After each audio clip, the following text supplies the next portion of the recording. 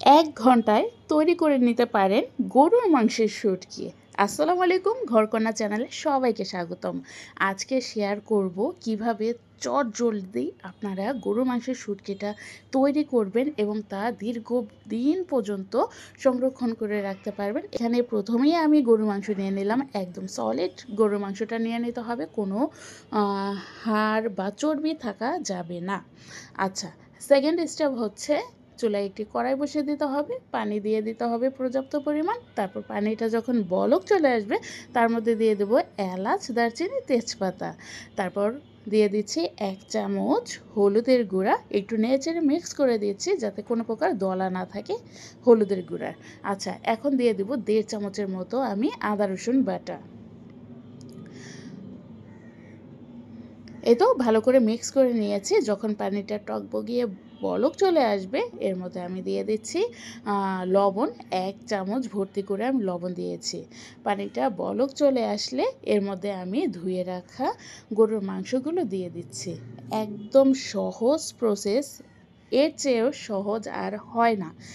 তো নেড়ে চেড়ে মিক্স করে নেব। মিক্স করে নেওয়া শেষ হয়ে গেলে এটা আমি ঢাকনা দিয়ে ঢেকে রান্না করে নেব প্রায় 30 থেকে 40 মিনিটের মতো। তো 40 মিনিটের ভিতরেই গরু মাংসটা খুব সুন্দরভাবে কিন্তু কুক হয়ে যায়। আচ্ছা, মাঝে আমি কয়েকবার এভাবে নেড়ে দিয়েছি। তো আমি 40 মিনিট পর্যন্ত গরুর মাংসটা সেদ্ধ করে নিয়েছি। আমারটা সেদ্ধ হয়ে গেছে, গরমের জন্য ধরতে পারছিলাম না। যাই হোক, এটা পানি এভাবে ঝরিয়ে নিতে হবে। যখন গরুর মাংসের পানিগুলো ঝরে যাবে তখন আপনারা একটা গুনার সাহায্যে এর ভিতরে ঢুকিয়ে মালা আকৃতির তৈরি করে এটা রোদ্রে শুকিয়ে শুটকিটা তৈরি করে নিতে পারেন। তবে এতে করে সময় বেশি লাগে। তো আমি যেহেতু অল্প সময়ের ভিতরে তৈরি করতে যাচ্ছি তার জন্য আমার চুলায় চলে যেতে হবে। তো চুলায় একটি ফ্রাই প্যান বসিয়ে দিলাম। এখন তার মধ্যে দিয়ে দিব তেল। আর তেলটা যখন একটু গরম হয়ে আসবে তখন একে একে আমি সিদ্ধ করে রাখা গরুর মাংসগুলো দিয়ে ভেজে নেব। তো চুলার আঁচটা মিডিয়ামে রেখে আপনারা ভেজে নেবেন, তাহলে খুব সুন্দরভাবে এই শুটকিটা তৈরি হবে।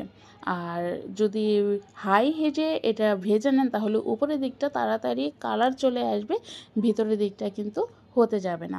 আচ্ছা, যাই হোক, এটা মিডিয়াম আছে আমি ভেজে নিয়েছি, আর বেশিক্ষণ সময় লাগে না। 15 থেকে 20 মিনিটের মতো ভেজে নিলেই হয়ে যায়। যখন ব্রাউন কালার চলে আসবে শুটকির ভিতরে তখন এটা আমি তেল ঝরিয়ে ঝরিয়ে একটা বাটিতে উঠিয়ে নিচ্ছি। তো এভাবেই আমি শুটকিগুলো তৈরি করে নিচ্ছি। আমার শুটকি কিন্তু একদম তৈরি করে নেওয়া শেষ। একদম সহজ আর ইনস্ট্যান্ট আপনারা শুটকিটা তৈরি করে রান্না করে নিতে পারবেন। আর এটা কিন্তু ভাজার পর অবশিষ্ট তেল রয়ে গেছে, হ্যাঁ, আপনারা পরবর্তীতে কোনো মাংস বা কোনো কিছু রান্না করতে গেলে এই তেলটা ইউজ করতে পারেন। আচ্ছা, এবার সংরক্ষণের পালা। তো তার আগে একটু সাউন্ডটা শুনিয়ে দিচ্ছি কতটা ক্রিস্পি হয়েছে। তো এই শুটকিগুলো যখন ভাজার পর ঠান্ডা হয়ে যাবে তখন একটা জিপার পলিতে বা পলি ব্যাগে নিয়ে মুখটা বন্ধ করে এটা ডিপ ফ্রিজে রেখে দিলে হয়ে যাবে।